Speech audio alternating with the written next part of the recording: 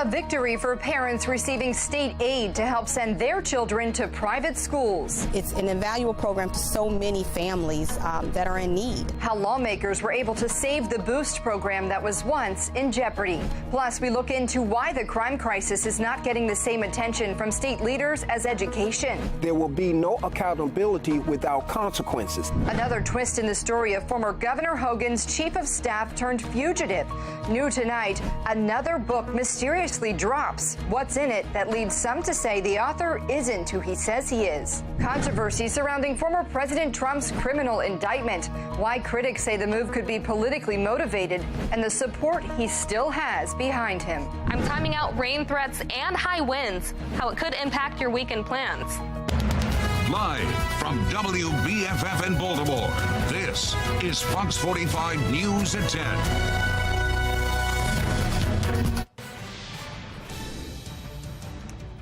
Good evening, I'm Maxine Stryker. We begin tonight with breaking news. Two teenagers ages 15 and 16 arrested in the murder of 23-year-old Maya Morton in West Baltimore on January 28th.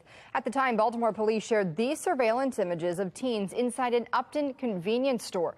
Police say Morton was caught in the crossfire just driving by the scene when a group opened fire near the Pennsylvania Avenue subway stop. Morton was hit, causing her to crash her car with her two young children inside. The two children were injured in the crash, and Morton later died from the gunshot wound. Another man was also shot and killed. Both teens face first-degree murder charges and are being held as adults at central booking. Juvenile crime becoming all too common in Baltimore. Another 15-year-old charged in the shooting death of Timothy Reynolds at a Baltimore street corner over the summer. He will be tried as an adult. As the bloodshed continues, time is running out to address the violence in Annapolis. Only 10 days remain in the year's legislative session, with little progress on several bills aimed at creating a safer Maryland. Fox 45's Keith Daniels joins us live, looking into why some violence prevention measures continue to stall in the State House. Keith?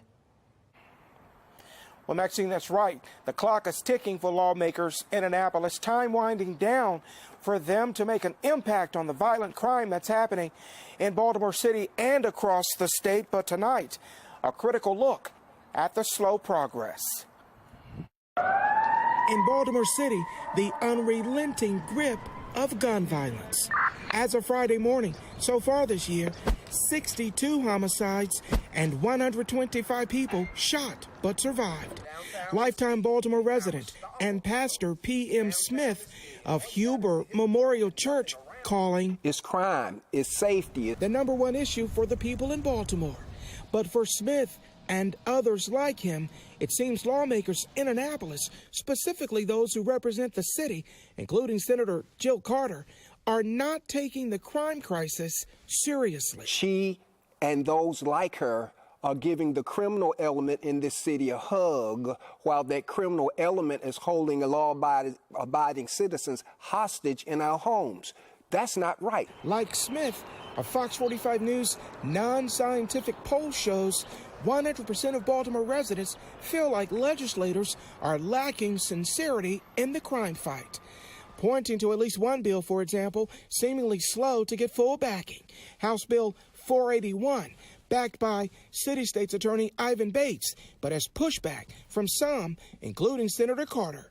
It's legislation that would increase the maximum jail time to 5 years for carrying an illegal gun for those over 21, making the punishment equal for everyone 18 and over. Anyone who gets the maximum serves at least a full year behind bars, as people can get out serving 25% of a misdemeanor sentence. Ivan Bates is right on point. Congressman Kwesi and Fume among those supporting the bill. Our streets are too violent. There is a loss of conflict resolution, and guns are too plentiful. Still, this bill and many other crime bills which target violent offenders not gaining much support from lawmakers in Annapolis. We talk about accountability. There will be no accountability without consequences. That's not just for the criminal element, that's for the politician. There will be no change, there will be no accountability until we dismiss some of those legislators. Well, the Maryland General Assembly ends April 10th. We're live tonight. Keith Daniels, Fox 45 News. Keith, thank you. Well, as he mentioned, Ivan Bates' gun violence bill, one of three still in committee as the legislative session winds down. House Bill 952 is the Repeat Violent Offenders Act. It increases fines and jail time for gun crimes. It also closes a loophole in which drug dealers get a lighter sentence than someone convicted for the same offense. And there's also Senate Bill 564. It makes the theft of any handgun a felony. Again, all three of these bills are still in committee. So that brings us to our question of the day. Should lawmakers call a special session to tackle the crime crisis? You can make your voice heard by heading to foxbaltimore.com/vote. Lawmakers seemingly listening to the public in areas like education. Baltimore Collegiate School for Boys, a public charter school threatened with closure, got a reprieve from commissioners. Today, members of the House and Senate reached a compromise to keep a state-funded scholarship program for low-income families. Fox 45's Olivia Dan shares the boost for families wanting a private education for their children. Until today, the future of Boost was uncertain, but this resolution provides enough funding to keep the program going. Nefertari Lee's son.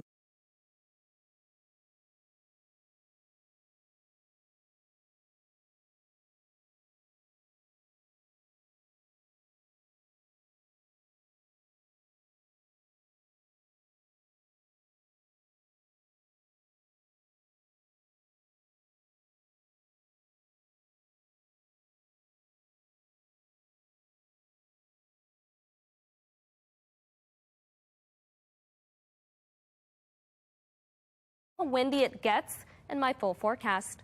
Back to you.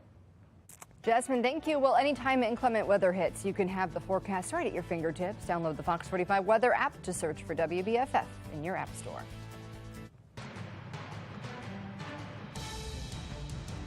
New information tonight in the historic indictment of former President Donald Trump. He is expected to be back in New York on Monday, facing charges of campaign finance violations in the Stormy Daniels saga. You can see Trump's personal jet on the left side of your screen, currently on standby in West Palm Beach, Florida. He's scheduled to appear for processing in a New York court Tuesday, where a mugshot is expected. But Trump is pushing back on the charges, and he is not alone. Constitutional law expert Alan Dershowitz joining the national desk this morning to voice his concerns about the indictment. This is a double standard. This is targeting and weaponizing. It's not the American way of justice. A very sad day for justice. Maryland Senator Ben Cardin and Representative Andy Harris addressing the charges. We'll hear from them at 10:30. But first, let's go to Chief Political Correspondent Scott Thuman with a look at the controversy surrounding the district attorney who oversaw the decision. How many charges are there? If the weight of the political world is taking a toll on Alvin Bragg, he's not showing it. Mostly because he's not saying much of anything, despite being the first ever district attorney to criminally charge a former president. But legal experts say quieting the critics will be tough. And he has to prove that this is not a political indictment, so it better be a slam dunk case. Famed defense attorney Alan Dershowitz accuses Bragg and his team of picking the target and then finding the crime. Bragg has to prove that what Trump should have done after paying hush money, he should have made a public statement on his corporate record saying the reason I paid the $130,000 was to keep a former porn star quiet about an adulterous affair. Nobody in history has ever made that kind of disclosure, and nobody in history has ever been indicted for not making that disclosure. Although a new statement from Bragg's office Friday tries to dispel any assertions that politics are involved as baseless and inflammatory. Going after Trump was a topic during Bragg's 2021 race for office. In fact, the New York Times then indicated success could depend on who is willing to charge Trump with a criminal case. Along with Trump, staunch Republicans have long decried Bragg as a George Soros-backed prosecutor, alleging the progressive billionaire got him elected. Soros says, "I don't know him," and his spokesman says Soros only donated to a supportive political action committee. I can tell you this, Scott, when I was United States Attorney, if you bring a case, you put all your cards on the table. He needs to talk to the American people, not just the people in Manhattan, but to the American people, explain why he's brought these charges, what the basis of it is, and he needs to do that every step of the way. But by not speaking to the American public, there's going to be more and more accusations of this is political. Here on the Hill, Republicans still want to subpoena Bragg to testify before Congress and answer questions about his motivation, while Bragg's office dismisses that request as playing politics. In Washington, I'm Scott Thuman. Ahead on Fox 45 News at 10, days after the reward for turning in Roy McGrath doubles, out of the blue, a sequel to the tell-all book about the former Hogan aide drops on Amazon. What's inside that has many questioning who the author is.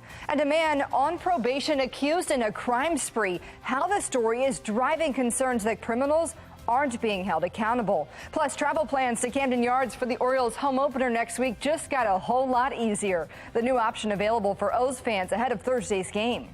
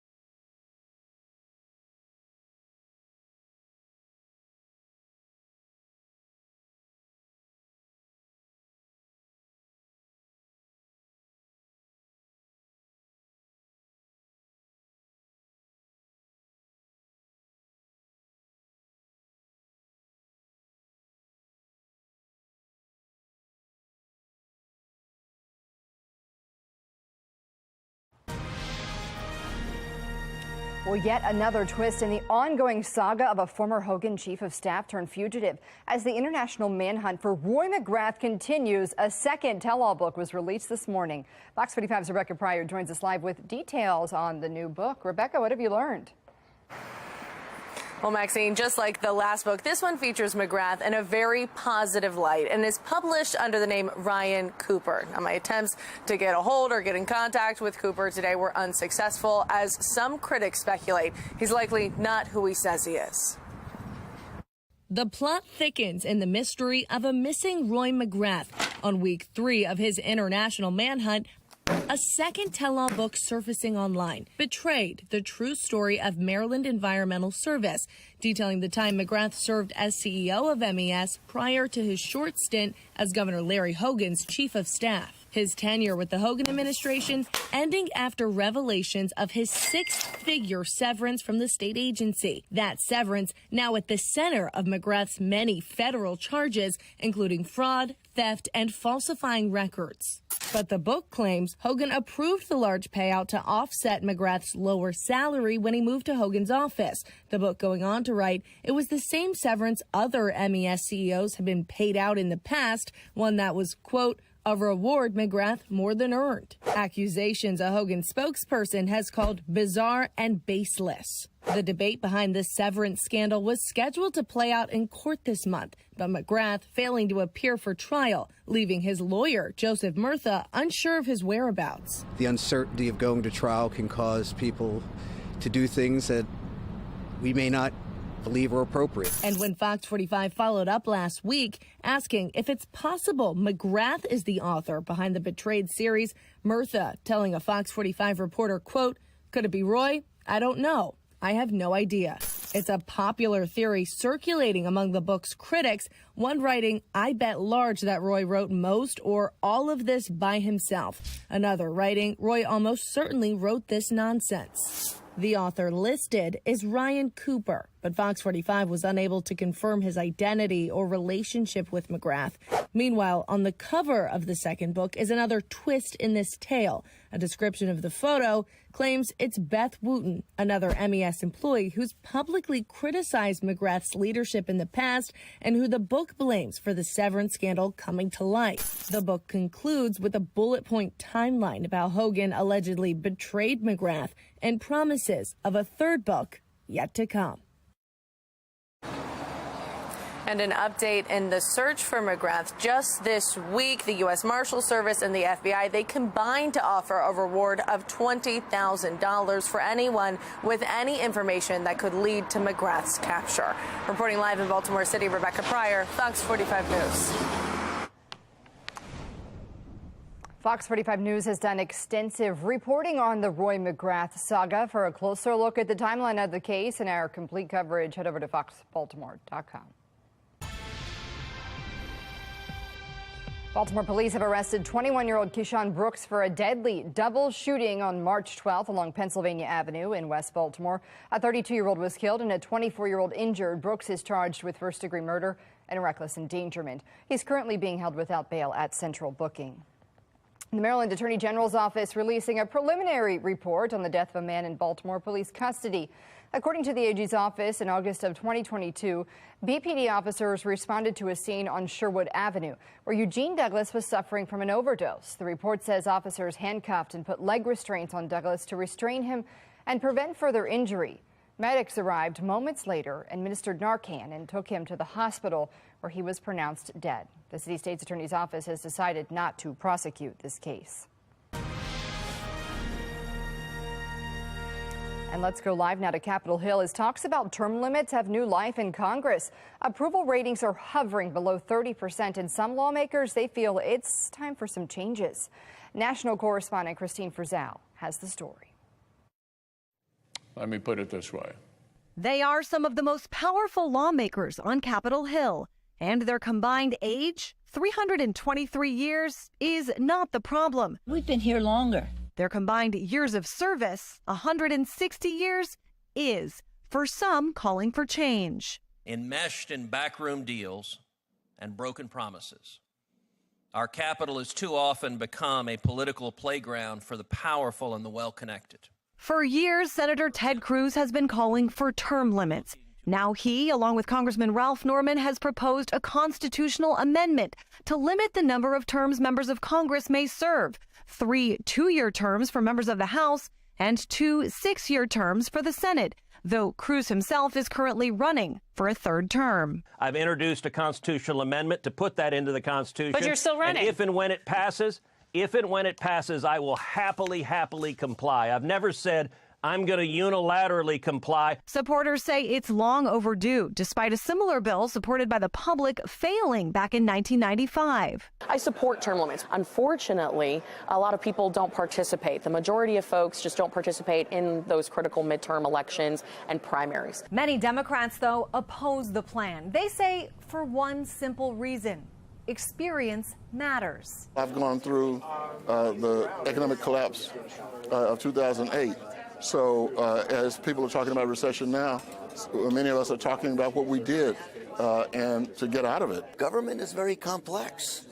The only people that know what's going on under term limits are the lobbyists and your paid staff. Why do you think term limits, though, is so popular with voters? Because it rings well, throw the bums out. Others say term limits already exist in a sense, allowing voters to decide. In Washington, I'm Christine Frizzell. And that brings us to our question of the day. Would you support term limits for congressional leaders? So far, 89% of people who voted say yes. The polls just opened, so head to foxbaltimore.com/vote and click on the Pulse tab to weigh in. Coming up, a grieving mother still calling for justice for her son almost 2 years after his murder. Why she says the court system is falling short. And major changes up for debate within Chicago City Council, how they could be going independent from Chicago's new mayor. We are getting ready for the next weather maker. It's already leading to severe weather across parts of the country. For us, that system is going to bring high winds. We have a high wind warning in place through Sunday. We could have gusts up to 50 miles per hour, and even by the afternoon, still pretty breezy. I'll let you know the timing of the rain and when the winds quiet down coming up in my full forecast.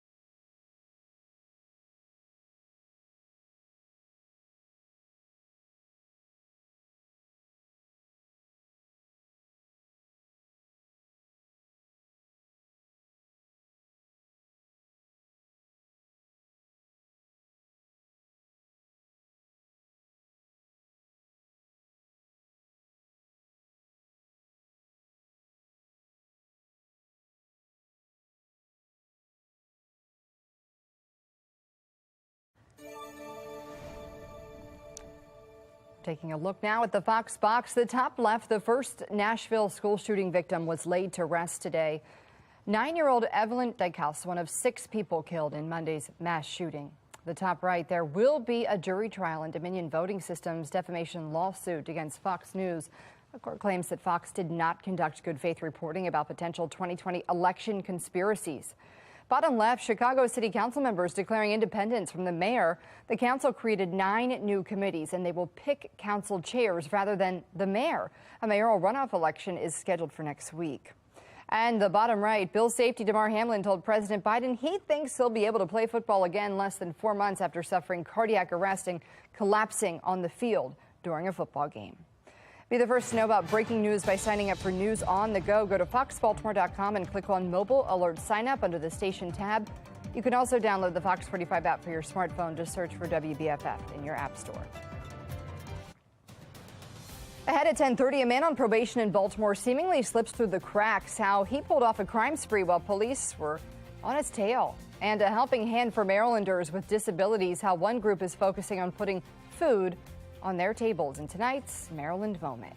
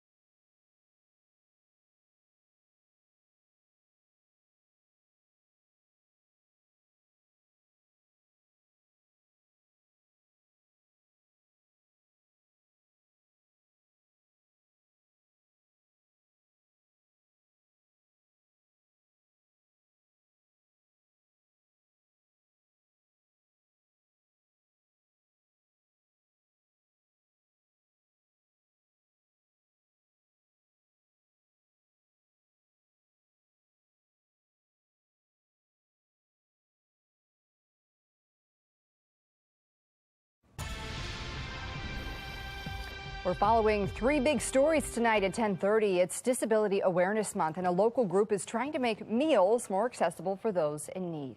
Former President Donald Trump still has plenty of support as he faces a criminal indictment. How do Maryland lawmakers feel about those charges? And a man on probation going on a crime spree across Baltimore even after a warrant was issued for his arrest. And we'll begin right there. Fox 45's Alexa Ashwell spoke to a lawmaker and legal expert who feels this case highlights a larger problem right here in Maryland.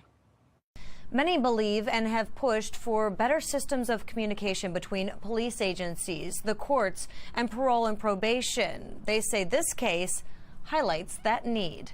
By the time Karan Alston was taken into custody in Baltimore City March 29th, the 27-year-old had a nearly 4-week-old warrant out for his arrest, and according to court records, was the suspect in at least 6 other recent crimes, including attempted murder. Frustrated with the system is what I would say. State Senator Corey McRae expressing his concern over the amount of time it took to arrest Alston once the warrant was issued, and what seems to be a breakdown in shared data between agencies and jurisdictions. Court records show Alston was on probation in Anne Arundel County when he was arrested in Baltimore City on drug possession and theft charges. This violation triggering a warrant to be issued for his arrest in Anne Arundel County, but a city judge released him on bond.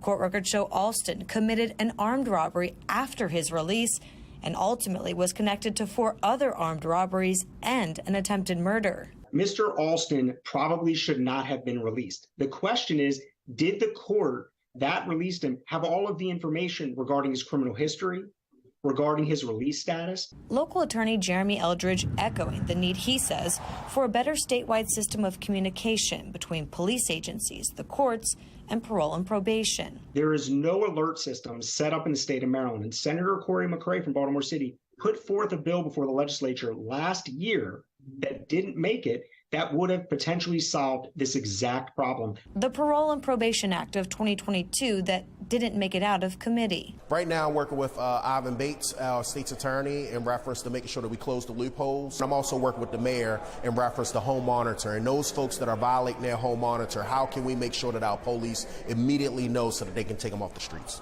And right now Alston is being held without bond. Alexa Ashwell, Fox 45 News. A Baltimore mother continues her fight for justice more than a year after her son is stabbed to death in Baltimore. Brandon Bashore is accused of killing Lisa Holly's son, Daryl Hudson, in June 2021. Bashore was out of probation for other crimes in Baltimore County when he was charged with first-degree murder. Holly says the legal process has undergone significant delays within the Baltimore State's Attorney's Office, and she wants more support for victims' families throughout the community. She addressed those concerns today. I want the court to understand that I want justice for my son. It has been 22 months of purity hell. I want justice for my son, and I want Brandon Bashore to be held accountable for the murder of my only son. And I will stand by that until the day I die. Well, Bashore will go on trial for the killing next week. And we have seen several wins for victims' rights recently. Adnan Syed's murder conviction was reinstated this week after courts determined Heyman Lee's family was not properly able to prepare for the hearing. Last year, convicted arsonist Luther Trent was sent back to prison after a plea deal from City State's Attorney Marilyn Mosby was thrown out. Trent was originally sentenced to only 6 months for lighting a house on fire with his ex-girlfriend and her roommates inside. He told Fox 45 News he should have served more time. The last night of National Disabilities Awareness Month, and Catholic Charities and Meals on Wheels are partnering for a unique twist on their standard meal deliveries. Photojournalist Nathan Aaron rode along with them and has their story in tonight's Maryland Moment. I like it very much. I love it.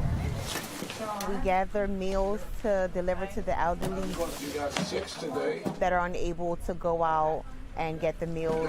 It's rewarding. You see them, they are happy to give back. And we wear badges. They come, they get their badges out. The people that we serve, when we bring them into the community, we don't only want them to go and do, activities. We want them to give back as well. Thank you.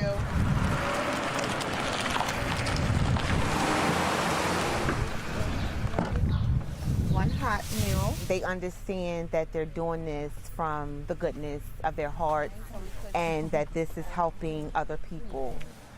How you doing? Oh. I love giving back to the community. I love being around people. I love cheering the elderly up because right now they need a little bit of cheering. Off to the next stop, guys. Next stop, right? Off to the next stop. I'll open it for you. It makes me feel good because I think they should have things to do to make them feel important. He was very nice today, you know, saying my hair, I had a nice haircut. Hello. Oh, let your wheels. I think they ought to do it more often.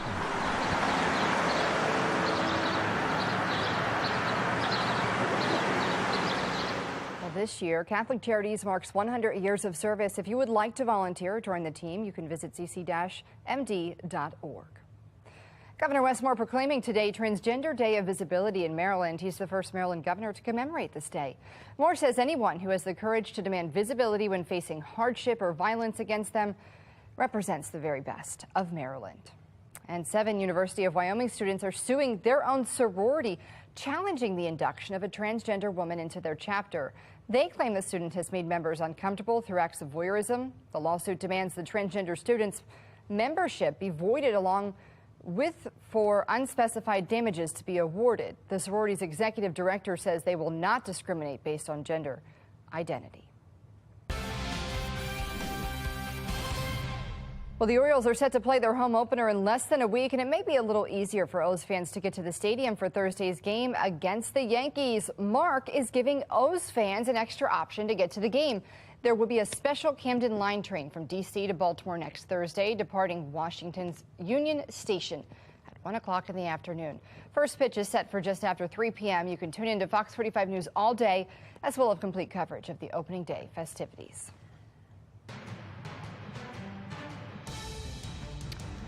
Fox 45 News continuing to follow the historic developments as Donald Trump becomes the first former or current president to be criminally indicted. Maryland Senator Ben Cardin addressing the charges today. It's a sad day when a former president's indicted, but he's entitled to the presumption of innocence and the full protection of our judicial system, and it should be afforded to him. This should be done without regard to any political influence one way or the other. Maryland's only Republican in Congress took to Twitter defending Trump, calling America a banana republic and saying that Vladimir Putin has nothing on Alvin Bragg. Trump still has plenty of support behind him, particularly in Florida. Al Peffley from our Sinclair sister station in West Palm Beach explains. There are a handful of people out here on the streets leading to Mar-a-Lago protesting the indictment. Some just arrived, others have been here for several hours. They want everyone to know exactly how they feel, that they are firmly behind Donald Trump no matter what. We can't allow something like this to happen. This is just a travesty of justice. Supporters of former President Donald Trump are energized despite his indictment. People gathering a short distance from Mar-a-Lago, eager to show they are not giving up on the former president, and they feel it's ridiculous that he will soon face criminal charges. I don't think that what's happening to him right now is right, and I think if it happens to him, it could happen to anybody. I think the judicial system is flawed. Some supporters have American flags. Others brought flags with Trump's picture and name on them. One guy had a flag that reads, "Trump 2024, the return. Take America back." Some say the indictment is a huge mistake, and they feel it's a sad moment for our country. I don't feel that it's productive for the country to have a former president indicted. I think it's a disgrace. I think it's a disgrace to America. They say in their view, Trump has done nothing wrong, and they feel this is merely a way of trying to derail his 2024 presidential campaign. They're after blood. They're after, anything they can get on him. And it's a shame. I think it's scary that our justice system will allow this. I think it's wrong. I think it's going to hurt the country in general. Although Mar-a-Lago is just a short distance away, we have not seen any sign of Donald Trump out here throughout the day. Near Palm Beach, Florida, Al Peffley reporting. Still ahead, samples of harmful viruses are being shipped to the United States for research. But what if the packaging isn't secure? Spotlight on America investigates. And we're dealing with severe weather across parts of the country indicated by these warnings. We, however, are not expecting severe weather, just very windy conditions. I'll let you know how windy it gets and when the rain arrives coming up in my Weather Authority forecast.